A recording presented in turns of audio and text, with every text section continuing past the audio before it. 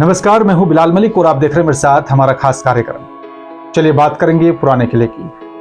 नई दिल्ली में यमुना नदी के किनारे स्थित प्राचीन दीना पनाह नगर का आंतरिक किला है। इस किले का निर्माण शेर शाह सूरी ने यहाँ पर अपने शासनकाल में 1540 से 1545 के बीच में करवाया था। किले के 3 बड़े द्वार हैं और साथ यहाँ पर इसकी विशाल दीवारें।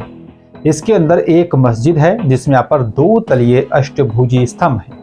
हिंदू साहित्य के अनुसार ये किला इंद्रप्रस्थ के स्थल पर है जो पांडवों की विशाल राजधानी होती थी, जबकि इसका निर्माण अफगानी शासक शेर शाह सूरी ने 1540 से 1545 के बीच में करवाया था, जिसने मुगल बादशाह हुमायूं से दिल्ली का सिंहासन छीन लिया था। ऐसा कहा जाता है कि यहाँ पर मुगल बादशाह हुमायूं की इस किले के एक से नीचे गिरने के कारण दुर्घटनाग्रस्त मृत्यु हो गई थी। और यहाँ पर यह भी कहा जाता है कि दिल्ली को सर्वप्रथम पांडवों ने अपनी राजधानी इंद्रप्रस्थ के रूप में बसाया था, ईसा पूर्व से यहाँ पर 1400 वर्ष पहले, लेकिन इसका कोई पक्का प्रमाण नहीं है। आज दिख रहे पुराने किले के दक्षिण पूर्वी भाग में साल 1955 में प्रशिक्षण के लिए कुछ खंदक खोदे गए थे और जो मिट्टी के पात्रों के टुकड़े आदि पाए गए वे महाभारत की कथा से जुड़े हैं। अन्य स्थलों से प्राप्त पुरातन वस्तुओं से भी यहाँ पर मेल खाते थे, जिससे इस पुराने किले के भूभाग को इंद्रप्रस्थ रहने होने की समस्या को भी कुछ बल मिलता है। भले ही महाभारत को एक धर्मग्रंथ के रूप में देखते हैं, लेकिन बौद्ध साहित्य अगंतुर निकाय में यहाँ पर वर्णित महाजनपदों और साथ यहाँ पर काशी, कौशल, अंग, मगध, स्मक, अवंती, गांधार, चेदी आदि में से यहाँ पर बहुत को उल्लेख महाभारत में भी मिलता है। इस बात का संकेत है कि यहाँ पर ये ग्रंथ मात्र पौराणिक ही नहीं, तथापि यहाँ पर कुछ ऐतिहासिक को भी संजोए हुए है। पुराने किले की पूर्वी दीवार के पास दोबारा खुदाई 1969 से 1973 के बीच भी की गई थी और वहां से महाभारत कालीन मानव बसावट को जो है कोई प्रमाण नहीं मिले, लेकिन मौर्य काल 300 वर्ष ईसा पूर्व से लेकर प्रारंभिक मुगल काल तक अनावृत वो भूभाग मानव बसावट से परिपूर्ण रहा है। ऐसे प्रमाण मिलते हैं कि यहाँ पर जिनमें काल विशेष के यहाँ पर सिक्के, मन के मिट्टी के बर्तन, पक्की मिट्टी की टेराकोटा यक्षिकों की यहाँ पर छोटी छोटी प्रतिमाएं, लिपि युक्त मुद्राएं, तीर आदि प्रमुख हैं जो किले के यहाँ पर संग्रहालय में प्रदर्शित हैं। कहते हैं कि मुगल सम्राट हुमायूं ने यमुना नदी के किनारे उसी टीले पर जिसके नीचे इंद्रप्रस्थ दबी पड़ी है अपनी स्वयं की नगरी दीनपनाह स्थापित की थी। उसके तत्पश्चात शेर शाह सूरी ने यहाँ पर 1538 और 45 ने जब हुमायूं पर विजय प्राप्त की तो सभी भवनों को नष्ट कर वर्तमान दिल्ली शेरशाही या फिर शेरगढ़ का निर्माण प्रारंभ करवाया।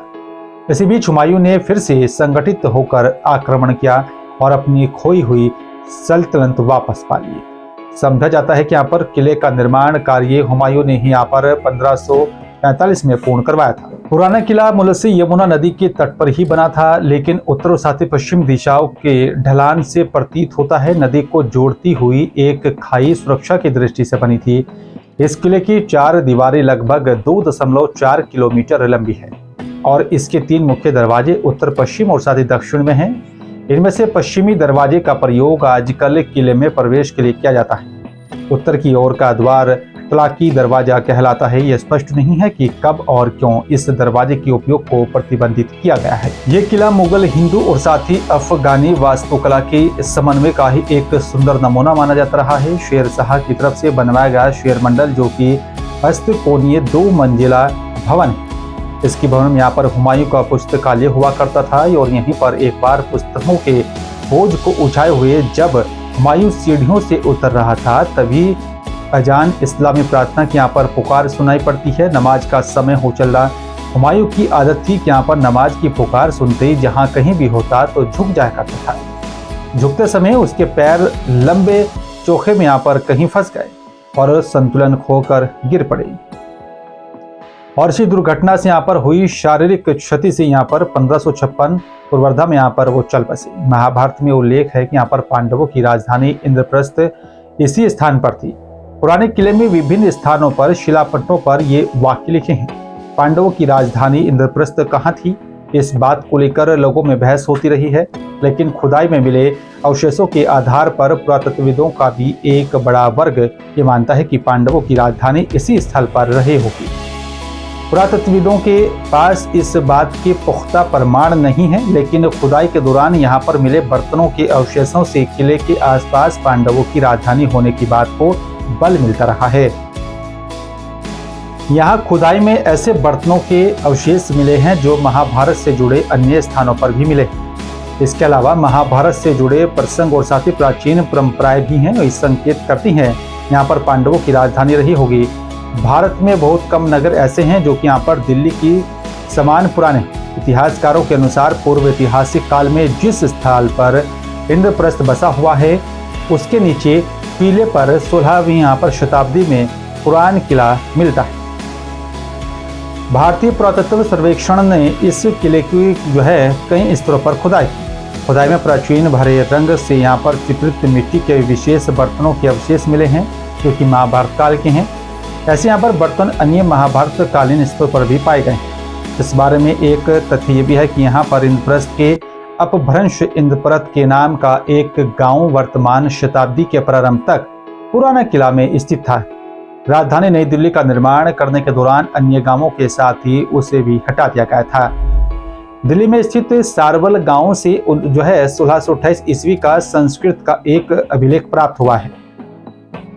यह अभिलेख लाल किले के यहाँ पर संग्रहालय में उपस्थित है। इस अभिलेख में यहाँ पर इस गांव के इंद्रप्रस्थ जिले में स्थित होने का उल्लेख है। वहीं महाभारत के अनुसार कुरुदेश की यहाँ पर राजधानी गंगा के किनारे हस्तिनापुर में स्थित थी। जब पांडवों और साथ ही उनके चचेरे भाई कौरवों के बीच यहाँ पर संबंध बिगड़ गए तो कौरवों के पिता धृतराष्ट्र ने पांडवों को यहाँ पर यमुना के किनारे खांडवप्रस्थ का क्षेत्र दे दिया था। वहाँ पर उन्होंने समुद्र जैसे गड्ढों के द्वारा घिरे हुए एक नगर को बनाया और साथ ही उसकी रक्षात्मक प्राचीरें बनाई। विद्वानों का यहाँ पर यह भी मत है पुराना किला की रूपरेखा भी इसी प्रकार की है। इससे भी यहाँ पर स्पष्ट होता है कि इंद्रप्रस्थ एक नगर का नाम था जो पुराना किला के स्थान पर बसा हुआ था। उस क्षेत्र का नाम खांडवप्रस्था था और कहा जाता है कि यहाँ पर कौरवों पर अपनी विजय के बाद पांडवों ने राजधानी इंद्रप्रस्थ को भगवान कृष्ण से यहाँ पर सम्मिलित किसी यादव वंश को सौंप दिया था। और प्रसंग है कि यहाँ पर जिसके अनुसार पांडवों ने कौरवों से 5 गांव मांगे थे। ये वो गांव थे जिनके नामों के अंत में पत आता है जो संस्कृत के प्रस्थ का हिंदी सामा है।